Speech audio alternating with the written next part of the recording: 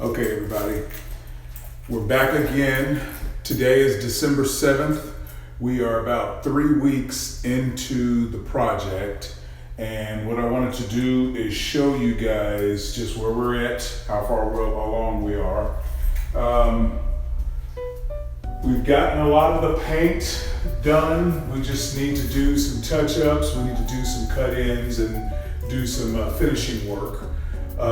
One of the things that I have to discuss with my contractor is his finishing ability. There's some things that I'm not down with, like for instance, he's gonna do this island and he may not be finished, but I just don't like this plain panel back here. I'm gonna see if I can tell him to duplicate this side over here, even though this is the cabinet. But I'm also telling him to put the door on the other side so that it swings, or excuse me, put the hinge on the other side so that the door swings out. We don't need the drawer, we've got the drawer up here, but we want the door to hinge out this way. I just don't understand the finishing, his finishing on this stuff. It's almost like, you know, he's not experienced with this, with the finer details of doing stuff. So let me get back with him on that. Also, we've got the hood hung here in the kitchen, and I'm going to take some pictures and show you guys. You may not be able to see it from the camera angle over here, but we got the hood, and it's going to be venting on out to this exterior wall. Now he's got this long cabinet across the top here, which is okay, but the way he, once again, finishing and understanding aesthetics and what looks right, I'm gonna have him remove this cabinet over here and then just put it over top of here. Yeah, that's what I'll do, just so we don't waste money. Just remove this cabinet, put it over top of this, and then we should be good. Yeah, I'll just do that. Just have him do that. Finish out the cabinet right there instead of wasting money. But yeah, he needs to finish this. One of the other things I'm not too keen about in the bathroom is finishing around the tub areas. Some of the stuff doesn't need to be overlapped like this, or it needs to be trimmed up to look better, look more professional. I know he's got other things going on and he's got other jobs, but like I said, your contractor is your most important aspect, in my opinion, of real estate investing. Getting the money is hard. I shouldn't say hard. Getting the money is a challenge. Finding the money to invest is a challenge, yes. Finding the right property is a challenge, yes. These things right there, those two things are, in my opinion, the obvious that everybody knows going into real estate investing. Finding the money is going to be a challenge, or finding the right property is going to be a challenge. But the biggest unknown, or the biggest thing that gets overlooked all the time, or doesn't get appreciated enough, or doesn't get stressed enough, is the contractors that you're working with. And this particular contractor, he's good. He's got, and he's fast, and he's dedicated. Some of the things that I look for in a contractor, one of the big gotchas that lets me know that the contractor is going to be problems, or that you might want to steer away from, is if they require a third down, half down before they begin work. To me, that's a big gotcha, and I had problems with contractors in the past that did that, and they get their money up front, or get a good portion of their money up front. They delay getting the job done on a timely fashion, or they just leave the site and ghost you because they got pretty much most of the money that they wanted in the first place. Keeping a good contractor and finding a good contractor is the most important, in my opinion, the most important skill set that you can have in doing real estate investing. Because they can be your Achilles heel, or they can be your best friend. This contractor is pretty good. I don't think he's got experience with finishing stuff, the quality that you need. And when I talk about that, another thing that a lot of people do talk about when they go into business, there's three sides to that pyramid. There's time, quality, and time, quality, and cost. You can only choose two of them. Either you want your project done on time and you want it done under budget, then there might be some quality issues that you have to deal with. You want the quality and you want the time done on time, the project done on time, it's gonna cost you. You want to save money and you want it done with quality, it's gonna cost you time. You can only have two of those things out of that pyramid. Like I said, time, quality, and cost make up that three pyramid. And this particular contractor seems to have the time and the cost down. His quality is something that I may have to double check, because there's a couple things that I'm looking here that, man, you should know that doesn't look right. Okay, so looking at what we've got so far, like I said, we've got the paint. It's a little dark for my taste, but the paint looks good. We painted the ceilings. I don't know if you remember in the earlier videos, there was a hole up here in the ceiling. This is patched, the ceiling is patched. We may have to talk about doing some touch up over in this area because I see some bleed through. We have to put another coat right here. The kitchen and the counter area was just terrible. But we dressed this up and you can see the direction that we're going. We put in new windows. We made this an L shape so that we could so that somebody in this apartment, this unit, can put a stool here and a stool here to use as like a breakfast nook. You notice how we got rid of the window that was over here in this corner, over here on this wall, so we can place a table right here, a two-top table or maybe a half moon table, or maybe even a full size, small little four-top table here. But you can sit a table here. Over here in this corner, over here on this wall, we're gonna put our refrigerator. It should sit right here. Hopefully I'm gonna have him maybe move this. Let me see, this down a little bit because it may not be wide enough for a refrigerator. But we'll put the refrigerator here.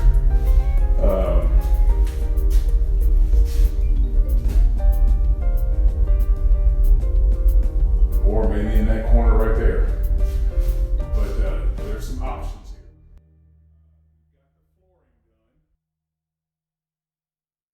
here. Okay. All right, so we got the flooring done in this room. He's got the bifold doors hung. The only problem is, once again, we're talking about finishing here.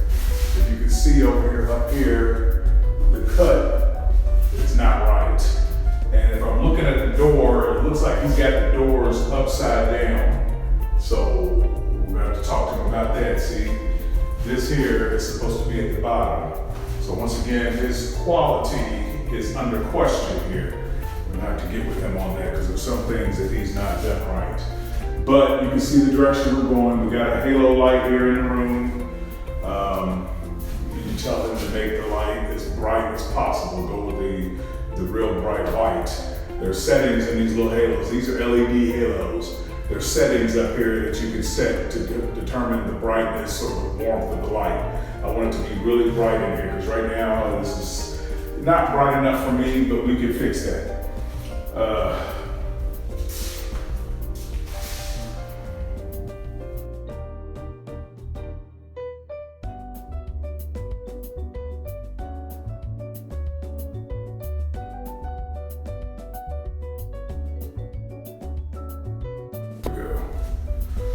Okay, one of the gadgets that I had brought up earlier in the previous video was the drainage system under the house. We had a report from MSD that was doing work on the street out here that there's a possibility that our main sewer connection had collapsed under the property someplace. Initially, we had done some testing and we thought, okay, we're in the clear because it seems to be okay. We did sent a snake down the toilet. We sent some water down the toilet. It seemed like it was okay. But as we got further into the rehab of this unit, we did further testing and water started backing up. So we thought, oh my goodness, the drain has collapsed. The drain system between the house and the street had collapsed.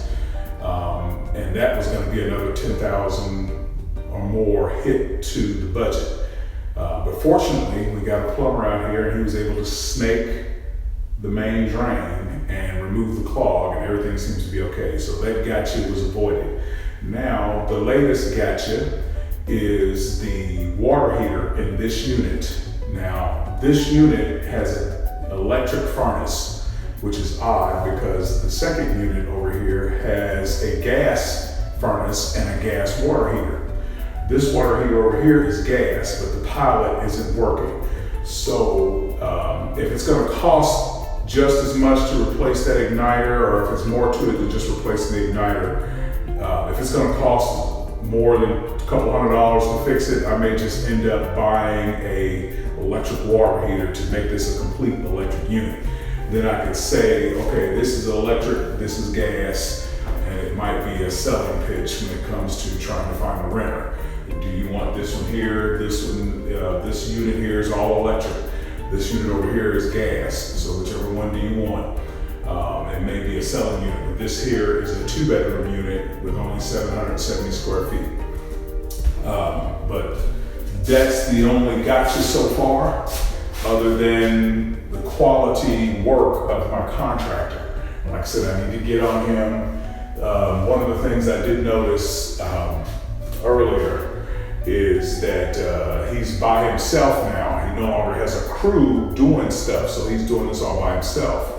I asked him what's the deal with the crew, and he said that one of the guys was unreliable, and that was he was talking about the painter, unreliable.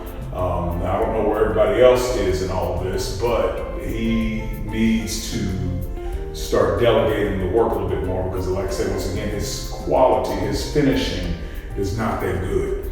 There's a bunch of things that I need to discuss with him about. Like I said, this closet door, the cabinet in the kitchen, some of the trim work in the bathroom so far that I see. Some of his paint work, he's touched up, the other painter came in here and did most of the heavy lifting as far as the paint, did the cut-ins, and did one or two coats on most of the walls in here. But the rest of this is all, the rest of the trim work and everything is all him. And so I just need to get on it and make sure he knows what he's doing. His floors look really, really, really good. There are no seams. This looks very professional, so he must have more flooring experience than anything else. But his finishing, I need to get on him about the finishing. I'm not satisfied with the finishing in the bathroom.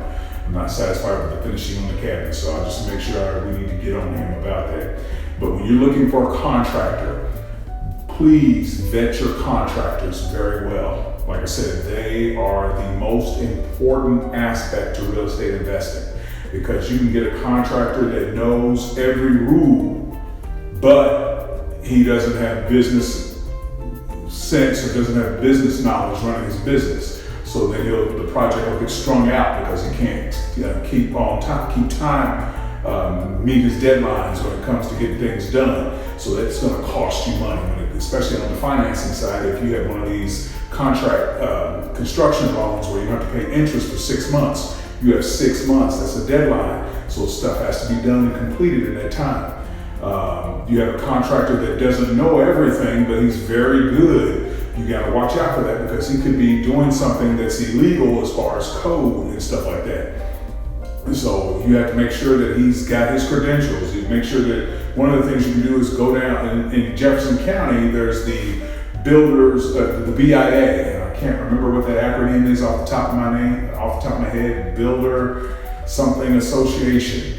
But you can check to see if he's got his credentials through that. You check his insurance, make sure that he has liability insurance, make sure that your insurance is up to par, and then make sure your contract with him covers his failings. Like if there's a performance clause in the contract, if he doesn't meet his deadlines, then that's the money deducted, or that's money that he's not going to get paid. You need to make sure you have all these things in there, because one contractor that I thought was really good, talk the talk, walk the walk, had his contract, had all his certifications, all his credentials, but he got into the project, didn't know, he didn't follow the rules, cut corners, and left me holding the bag. And when I tried to go sue him, I could not sue him, I could only sue his company, which he folded, the company went bankrupt, folded the doors, changed his name, and then 3 months later, he was back in business under a different entity. I couldn't do anything about it. I mean, I could try to take him to court, but the time, money, effort, and wasted resources to try to go fight this man, I'm not Donald Trump yet. I can't get this man and bankrupt his tractor, his house, and his brother's tractor dealership, and all sort of stuff. I can't do that yet. So you need to be careful when you start into these projects. Make sure you vet your contractor, because that component right there gets overlooked until you're already into your project. And by that time, most cases, it's too late. So just giving you some heads up. But I'm here tonight, we're looking at this. Like I said, we got new windows. The windows, his window work looks good. His floor work is excellent, but some of the finishing things he needs to do, we need to talk about. Like for instance, this here, he's got this all messed up. So we'll talk about that. But moving on, I'll take you into the rest of the house and we can look at that.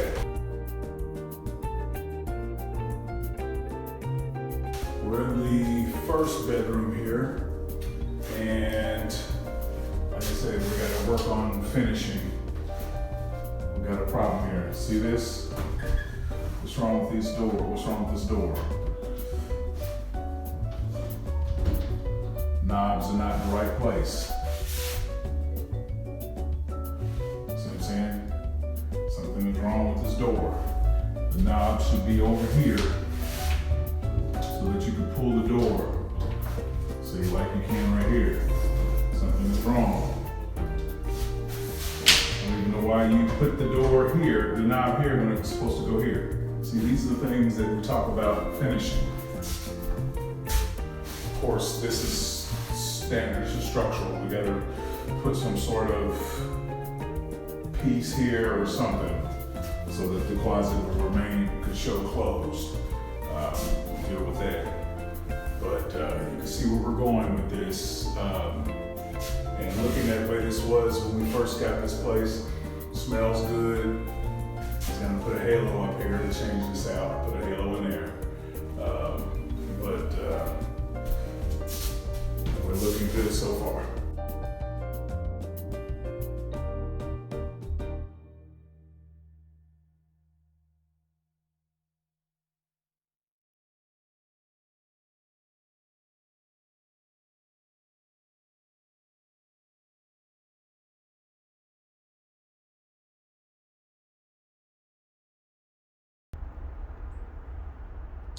Hey everybody, welcome back.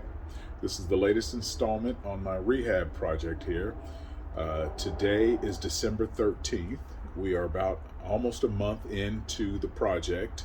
Remember, I purchased this property on November 15th, 2022, and today is December 13th, 2022. So I just wanted to show you guys a quick update just to show you the progress we've done.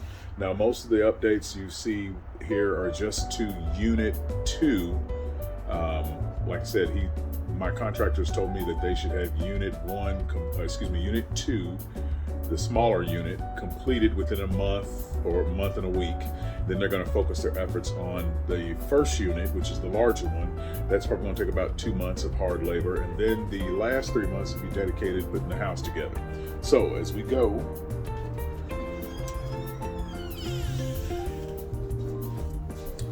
just wanted to take you into the house here. I'm going to flip the camera here just to show you, so you don't have to see my ugly mug, but nope. All right, this is the front room. And as you can see, they've added 2 lights into the common area space. Remember, there were no lights up there at all, so he had to run electrical. But as you can see, they had to cut in and they put some mud up here. This has got to dry. Yes, they're going to come back and finish this, but right now the lights are in, the lights are on. They've done a lot of the good heavy painting. We do have an issue with our flooring. We ran out of flooring, and the vendor says that it's coming, but it's just holding up the project right now. So he's still got to finish up the flooring and some trim.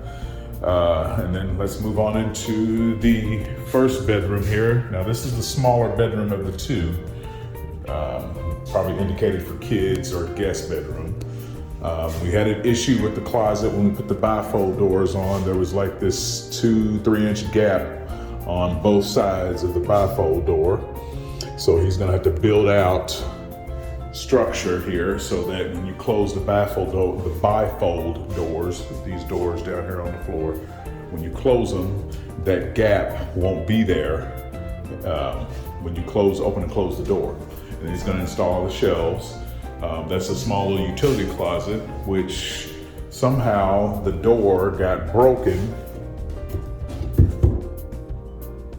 So he's gonna have to order a custom door. I don't think he can fix that. Okay, but I'm turning you around. This is the room. Now the other gotcha that I've realized is the stench is still there. It's very faint, but you can smell what the previous tenant either had pets that sat here and just peed and pissed up the floor.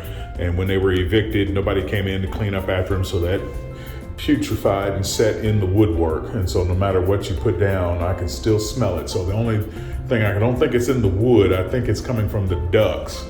So I might have to spend some money to have somebody come in here and clean the ducts and do a good scrubbing of the ducts. Because once you get that smell out,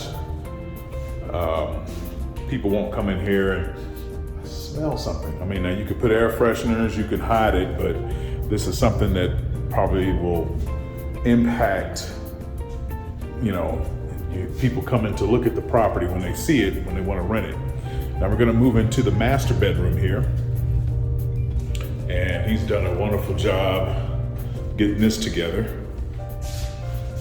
Just turn you around, pitch you around. Look at that. We do have the lighting in the bedroom. The floors are done in here, and this bedroom is ready to go. The only problem I have with this, and I'm trying to get on my contractor about this, these are the details. What I mean by the details are, this is a navy gray color of some kind. The trim is white. If the trim is white, why come my face plates, my electrical outlet plates, my wall switches, all of those are an ugly off yellow or that off white, or what they call cream color. And a lot of them are the ones that were on the wall when we bought the unit. So I'm gonna have him go back in and change these out to the white, because it just looks so much better. These little outlets and plugs, I mean, it's just the details, you know, and you're saying, well, that's a waste of money as long as they work and they're on there and they're not cracked, beat up, or dingy, dirty. Why go through the trouble? Well, once again, I'm a type of person, I don't rent out slum places. I don't rent out, you know, subpar. I try not to rent out subpar. I try to do the best I can with the money I have before me. So when somebody comes in here to rent one of my units, they don't feel like this is just half done and he really didn't care about this place. He just spit and tape and glue just to hold stuff together. No, I want them to feel like this is a really nice place, the best for the money that you can get. And therefore they'll feel more apt to take care of it because they feel like they're living in something nice. You know, and now however much that works in the long run when it comes to your tenant, you know, that's to be determined. But I don't want somebody coming in here and, oh, okay, all right, ugh. And then when Section 8 or your subsidies come in here to do inspections and they see that, okay, the details, oh, this looks nice, you can command a better dollar for your leases when they come in here and they see this stuff. See what I'm saying? Like, for instance, I have a 3-bedroom, 1-bath condo, 930 square feet, would you say, located downtown Louisville. And typically, when I first bought that, well, actually, when I first bought that unit,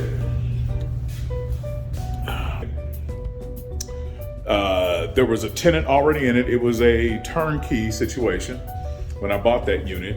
And at the time, they were only collecting $735 a month rent. That's what the rent was when I bought that. It's a 3-bedroom, 1-bath. Now, granted, this was 2018 when I purchased the unit. Today, this is 2022, 4 years later. However, once that tenant was, you know, turned around and I got in there and I fixed it up, made it nice, I immediately started collecting $900 a month rent off of that. Okay, initially, okay. Then when that tenant left and I went in and turned around, that was a year later, I was able to command over $1,000 a month rent on that. Today, I'm collecting about $1,250, and at one point in time, I collected $1,350 a month. See, because I went in, put in some nice appliances, cleaned it up, you know, paid attention to the details, and in 4 years, I was able to get almost double the rent out of it. It went from $735 to, well, it's actually $1,250, so about $500 more over the initial value of the rent that I was collecting when I purchased that thing 4 years ago. So that's what I'm talking about, paying attention to details. Section 8 came in. A lot of people were like, wow, you're collecting that kind of money from Section 8 on that unit? Wow. And so now everybody is trying to snatch up these units over there at that condominium association and snatch them up quick because they understand the kind of ROI you can get off of that from the rent. So I'm saying, if you're more, you know, those things were only selling for at that time, selling for $35,000, $40,000. Now they're selling for about $60,000. Yes, that's another $20,000 in equity. And mine is not even the nicest unit over there. So I understand, you know, that, you know, sometimes you could save money by if it ain't broke, don't fix. But sometimes that paying attention to details can make a difference on how much money you can collect on income or how much value you can get out of the unit that you just bought. So let's move on. Let me show you the bathroom real quick. Let me flip the camera. All right, so here's the bathroom again. I think we've been through here. He's got some of the fixtures on and we've touched up some of the edges here. I jumped on him about the details and stuff. He needs to clean up his caulk lines and stuff like that. And we need to pay attention to detail. But here's the bathroom. And let's see here. He's got the light in. We've got to do something about that squeaking fan up there, but he's got the light in and the light just went out. So we got a problem with that LED bulb up there. But pay attention to details. Okay, one of the things about the details on this thing, like I said, he's got to come back here. And I noticed that looking at the windows, these windows look nice out here in the kitchen area, right? Yeah, they look nice, but once again, I noticed that the left window is shorter from the top, the trim is cut lower on the top than it is on the right window. And when I'm saying to myself, I got to get my contractors to understand, think of it as if you were living here. If I had to hang curtains and the real estate that I need to put my curtain rods and holders in is different on these windows, it's gonna make it difficult trying to match up my curtains and get my curtains lined up right. And I don't need my tenants drilling multiple holes trying to figure that out. So the less trouble and less headache, the less wear and tear that I get on the unit. So when I turn it over, that's less I have to do, and that's more value back in the tenant's pocket when it comes to their refund. So just things like this, you gotta think ahead. Like this little outlet switch, this outlet panel, it's not even matching the rest of them in the house or the kitchen. And it's also a cream color, off color. So I gotta get on him about the details of that. So just things that, these are things that you could do when you're doing it. Just make sure you do it right. But I did see one thing, I gotta give my contractor props. I told him that we needed a light over here in the washer and dryer area. There was a pull string light, no switch or anything. And when we took that out of there, I didn't want the pull string light in there. And one of the reasons why I go with these halo lights, that's what he calls them, but these can lights, these are LED can lights, by the way. The reason why I go with them is one, they're efficient, so it's not going to use up a lot of energy. Two, they're low profile, so I don't have to worry about folks breaking globes and, tenants coming, accidentally knocking the globes off of these and I'm having to go find them and replace them. That's one less headache if they're, up in the ceiling and don't get out of the way, but yet they still give enough light. Well, I needed one over here because there was a big, huge globe right here, and it was ugly and nasty, and the light fixture was terrible. So I said, replace that with a globe, with a LED also. So I'm trying to make this as efficient as possible. So we noticed that there wasn't a switch back here, so he actually ran a switch off of here, and I thought that was pretty nice. Thank you, sir. Appreciate that. Much love. Okay, so this is the unit so far. We're hitting it and getting it. So stay tuned for the next installment.